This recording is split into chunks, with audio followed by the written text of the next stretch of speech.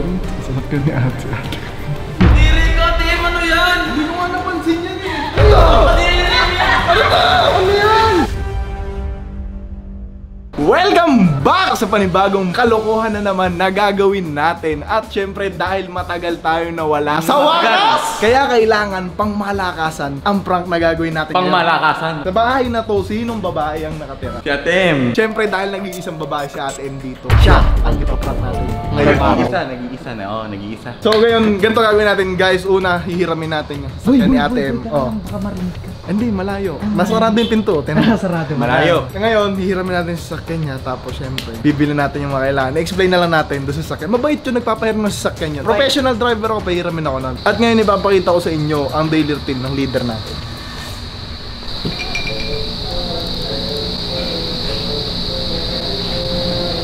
Kala ko nagbabalorad ka, pre. Kakatapos lang. Kakatapos lang. Talo nga ako eh. Ano ka? Visit ka eh. Tayo naman eh. Noon to immortal na ako ano eh boy. May gagawin kasi ako ngayon. Ano? Ipaprank ko yung babaeng nakatira dito. Sino? Si Carlin? Walang yaka. Hindi to si Carlin Oo eh. nga, no, pero hindi yun.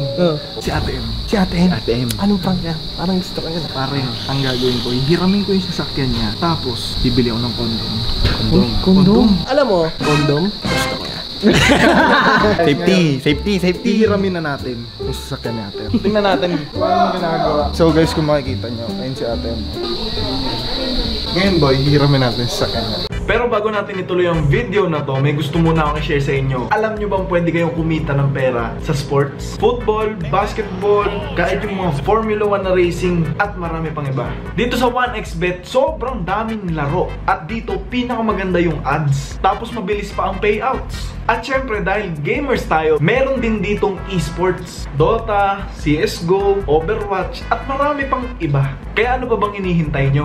Pumunta na kayo sa link in the description o kaya sa pinned comment, mag-register at ilagay ang promo code ko na Erwin1x. Para sa unang cash in nyo, dodoble ng libre yung pera nyo. Pwede pa yaram car, magbablog lang kami. Ano mo gagawin mo?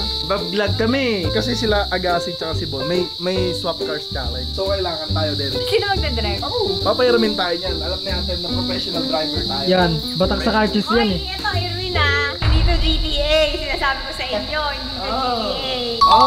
Yan. Ayan guys, next step dahil nakuha na natin yung susi. Aalis na tayo. Actually kasi, yung car wash ko yan ngayon. Kukunin ko lang mga gamit para nakaupo kayo na malinis. Sige. So guys, ngayon kukunin ko lang yung lisensya ko kasi baka mahulit ako. Ay, teka lang! Ipapark mo lang dito. Ba't kailangan ng lisensya? Ano, may barangay tanod? Ikot kami doon, iikot. Saan? Sa isang iikot banda? Hindi ate, ano kasi, may susunduin kasi talaga ako. Sino? Yung girlfriend ko. Sure ka ba? Oo, yung girlfriend ko. Pero saglit lang, hindi kasi ako makapunta sa kanila gamit ko sa sasakyan ko. Kasi masikip yung daanan doon. So kailangan mas... Saan yung girlfriend mo? Saan nakatira? Diyan lang sa may, sa may Quezon City. Kunin mo na yung gamit mo, tapos lalabas ko na to. Ayan guys, nakuha mo na ba ate yung gamit mo? Pwede na kaming sunduin yung girlfriend ko. Sunduin lang namin na... Hi guys! Don't forget to subscribe on my channel! Parang nainggit ako dito bigla. May sticker din ako pre dito. Tingnan mo. So guys, pag nakita nyo yung sasakyan ko, hanapin nyo yung sticker ko na ganito. Erwin! Pag nakita nyo yan, ibig sabihin sa akin yung sasakyan, wag kayo mag-aatubili, tawagin yung pangalan ko kasi hindi ko kayo papansinin. Joke lang. Very approachable naman ako. Businahan nyo lang ako or sigawan nyo ako, bubusinahan ko kayo pabalik. Mamaya kayo, malis na kami. Putang ina, hindi ako sanay sa maliit na sasakyan So una natin gagawin pre, start natin yung sasakyan kasi mainit. Putang ina, ba't gano'n yung sasakyan ni Ate M? Parang aeroplano. Woo! Bomba! Narinig nyo ba yun? Mainit. Putang ina, nasa yung aircon dito. Boy, para ako sinusunog dito boy. Nagpawisan ako. Okay guys, ngayon i-explain ko sa inyo kung anong gagawin natin. Second step, bibili tayo ng condom. Let's go. Ayan guys, nandito na kami sa 7-Eleven. Ayan. So, bibili na ako ng condom pre. Ay gago, wala akong mask. Ako din eh. Boy. Boy, Ito, may mask pre. nakahanda na yun. Ikaw bibili pre. Kaya ka to boy. Boy, good luck na ako boy. Good luck. Bibili sa mo, dali. So ayan guys, bumibili na po ng condom si Argon. So guys, ayun na si Argon. nakabili na po ng condom. Boy! Ano, nabili mo? Boy, di mo ba alam boy, tinanong ako ng cashier, saan mo gagamitin yung condom? Sabi ko, for the vlog lang po. Very good, sumakay ka na. Boy, patingin nga ako. Second step, check. So guys, dahil second step check na po, i-execute naman natin ang third step, which is ang lagyan ng conditioner, ang condom. Tada! So guys, prepared po kami ngayon. May dala kami conditioner. Maghanap muna kami ng parking na malapit-lapit sa bahay. Tapos magpapatagal tayo ng konti, mga 20 to 30 minutes para hindi makahalata si ate na hindi naman talaga tayo umalis. So dahil lang palusot ko sa kanya, susunduin ko ang girlfriend ko. Pagkatapos ko sunduin, iiwan natin yung condom na may lamang conditioner dito sa sakyan niya. Tapos titingnan na lang natin yung reaction ni ate M. Boy, baka mayari si privately niyan boy. Okay lang yun, prank lang naman eh, problema na nila yun. So guys, ngayon nandito kami malapit sa bahay pero wala kami sa bahay. Ayan. So ngayon, isi-set up na natin itong condom na ano natin. So hindi ko alam kung magagalit ba si ate M kay privately, pero sorry, kailangan ng pang malakasan na vlog dahil matagal tayong nawala. So ate M, dadagdagan ko lang ng kalat yung sasakyan mo ng bahagya pa. Boy, prank mo na nga, kinakalatan mo pa yung kotse niya. Syempre, sasabihin ko naman it's for the vlog. So ngayon guys, hindi po talaga ako gumagamit ng condom kasi hindi nga ako marunong gumamit nito eh. Wala kasi ako alam sa ganun eh. So ito guys, condom. So bubuksan na natin pre. Ito na yung final step. Yun. First time ko magbubukas nito, alang nga. So ngayon, mag-ano tayo. Wait lang, may tumitingin na tao sa labas eh. Hello po. Kita mo yung condom, bakit basa? Ganun. Babatakin mo, pre. Ang nabasa pre. Yan. Boy, ano nga pala yung size dyan boy? Hindi ko alam eh. Labin, ilabas mo yung conditioner na dala-dala natin. Lagyan mo conditioner sa loob pre. Bobo mo naman maglagay. Oo, tama na. Yan! Butang ina. Hanggang dulo, pre. So ngayon guys, ikakalat lang natin yan para totoong-totoo talaga yung prank natin. So ngayon guys, ayan yung finished product natin. Ikalat lang natin ng konti. Ay kagi, basa. Saan kaya maganda ilagay ito pre? Yung kunwari Tinago. siguro ano na lang, dito na lang sa may paanan ko. Para kunwari nakalimutan natin pre, ito lalagay ko dito Pwede. Ito, yan. Tapos ngayon maghihintay lang tayo mga 10 to 20 minutes para kunwari lumayo talaga tayo. Kaya see you mamaya. Yan guys, it's been 30 minutes nung naghintay kami doon sa may tindahan. Nag-food trip muna kami. Ngayon nandito na kami sa bahay. Babalik na natin kay ate yung sasakyan. Nakakalat yung ano dito pre. Ayan oh. Uy. So namin buksan mo na yung gate. Dali, papark na natin. Ayan guys, so ngayon pinapasok ko na yung sasakyan ni ate M sa garahe namin. So sigurado nakaabang yun dahil sa totoo lang guys, first time kong hiniram yung sasakyan ni ate M. Ayan, hindi pa nga ako sanay i-drive eh. So guys, ayun si ate M, nakaabang na. Ayan, tingnan mo, nag-i-story pa. Nag-i-story pa. Alam mo talaga, may pa-story pa. Papatayin ko na yung makina. That is the final step. Ito, hindi natin ipapakita sa kanya agad. So ibabalik ko yung susi sa kanya tapos magpapaalam na tayo. Siyempre, i-check niya yun mamaya. Yan, baba na tayo.